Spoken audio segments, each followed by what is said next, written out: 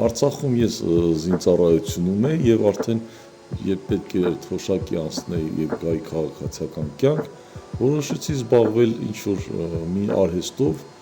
որը եւ ինձ համար հետաքրքիր կլինի եւ որպես արտադրանք հետաքրքիր կլինի գնորդի համար եւ որոշեցի զբաղվել փայտե հուշանվերների,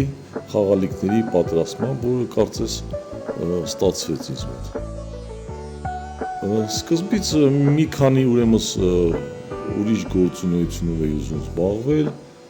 տարբեր տեսակ արտադրանքներ, բայց հիմնականում ուզում էի արտադրանք լիներ իմ աշխատանքը։ Կարծես փայտը ենթարկվեց ինձ, կամաց վարպետացա ու տեսա, որ արդյունքների եմ հասնում, կատարելագործվում եմ ու արտադրանքս արդեն ստանում է յուրահատուկ տեսք ու ձեռք բերեցի ձեռագիր ու սկսեցի աշխատել։ Սիրում եմ ուրեմն տարբերությունը զգամ փայտերի, նույնիսկ կտրելու վաղ ես, եթե չիմանամ դա ինչ փայտ է, արդեն կտրելու ժամանակ փայտից յուրահատուկ հոտ է գալիս, օրինակ հացենին իր հոտը ունի, կաղնին իր հոտը, բայց բոլոր ծառատեսակներն էլ շատ հավանում եմ ու ճարում եմ իրանց, ոնց համադրեմ, ոնց աշխատացնեմ մեկը մեկի հետ, արդյունք ստանալու համար։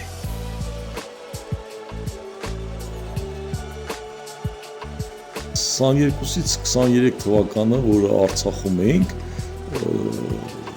չինական բանով, այդ ոնց են ասում, օրացուցային տարով, նապաստակի տարի էր, որոշեցի ամեն տարի ոնց որ բան էի սարքում, կենդանակերպի նշաններից պատրաստում էի, որոշեցի զբաղվել նապաստակի էսքիզներով ու վերջնական բանը, որ ստացա, արդյունքը փայտից նապաստակների մեծ խմբականակ պատրաստեցի, դրեցի ինտերնետում, մեր Facebook-յան էջում ու ահագին բաներ ստացվավ, լսարանը մեծացավ, ցանկությունն առաջացավ ձեռք բերեմ ու ճանապարհը փակվեց, ընկանք շրջափակման մեջ այդ պահին։ Նապաստակները մնացին Ստեփանակերտում ու բայց չնայած դրան, որ Արցախցին ամենօրյա հաց էր ման գալիս, միջոցներ ճարեց նաև ձեռք բերել այդ նապաստակները, շատ մեծ պահանջարկ առաջացավ, լինում էր, որ բնամթերքով էլ էին փոխում, ասինքն սնունդով, մարդիկ ամեն ինչ անում են, որպեսզի երեխաները չզրկվեին այդ ուրախությունից ամանորյա ու նապաստակները փաստորեն պահեցին մեզ այդ շրջափակման ամսում։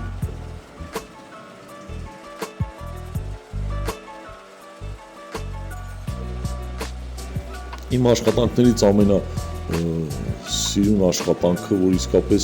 աշկ է շոյում ցանկացած մարդու, ցանկացած գնորդի, ծովային աշխարհն է, ձկներով պատրաստված ձկնատեսակներով փազլը 26 կենդանիներով, բավականին հետաքրքիր լուծումներ, ամեն մի փազլը նոր ծառատեսակներով պատրաստվում է եւ յուրահատուկ ամեն անգամ նոր գեղեցկությունով է արդյունք ստացվում։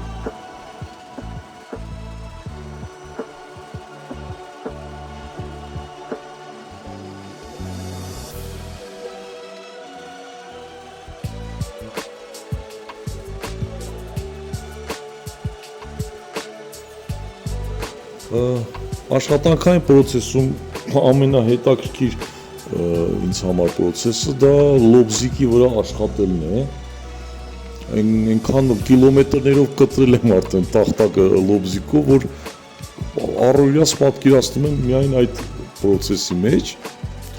մեծ բավականություն եմ ստանում, այս ձև միշտ ուղեղս աշխատում է ինչ կտրեմ, էլ ոնց կտրեմ, մեծ բավականություն եմ ստանում լոբզիկով աշխատանքներից, դրա համար պրոցեսը շատ բան է ինձ հաճելի է ինձ համար ու հավեսով անում եմ այդ գործը։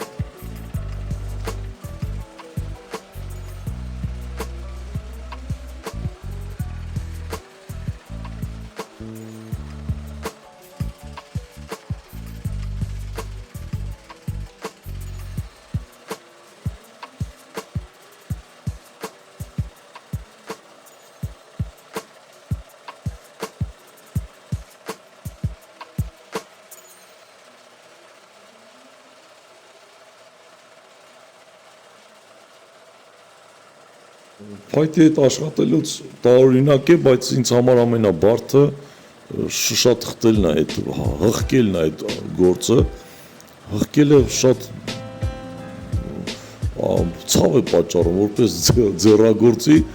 ձեռքերին, մատներին ուժ գործադրելով ցավում է, բայց վերջնական տեսքը երևում է, որ ձեռքերիդ, մատներիդ մեջ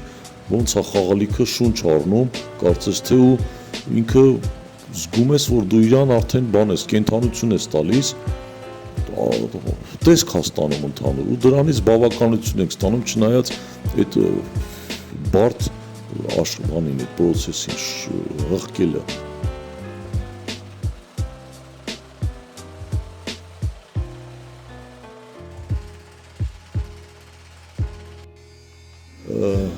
Իմ արտադրանքը ձեռք բերելով առաջի հերթին ես միշտ ուրախանում եմ, ես միշտ ասել եմ, որ իմ խաղալիքները անպայման իրենց տունը ճարելու են, ինչ-որ միտեղ բնակվելու են ու ես շատ ուրախ եմ դրա համար ու հաճախորդն էլ հետադարձ կապ լինում է միշտ, կապվում են և ասում են, վայ, ձեր խաղալիքը մեր բնակարանում ես ինչ անկյունում դրեցինք, կամ են ինչ անկյունում, ես ինչ ուրախացավ, են ինչ ուրախացավ ու ես զգում եմ, որ այդ խաղալիքը արդեն բան ա բերել այդ տուն, մի հատ սենց մի փոքր երջանկություն, ուրախություն ա բերել տուն։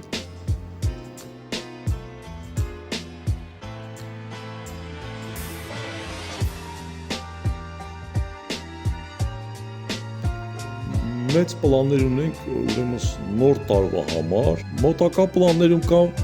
հրեշտակներ ենք ուզում պատրաստենք, շատ հետաքրքիր թեմա է հրեշտակների թեման, բազմազան այս ձև մի քանի տեսակ ուզում եմ պատրաստեմ, մեկը նախագծում է, մեկը պատրաստման ընթացքում է, կարծում եմ մինչև ամառ մի 2-3 նմուշ կլինի արդեն, հետո արդեն դա ավարտելուց հետո չեմ կասկածում արդեն նոր գաղափարներ են գալու ու կաշխատեմ այդ գաղափարներն իրականացնելու համար։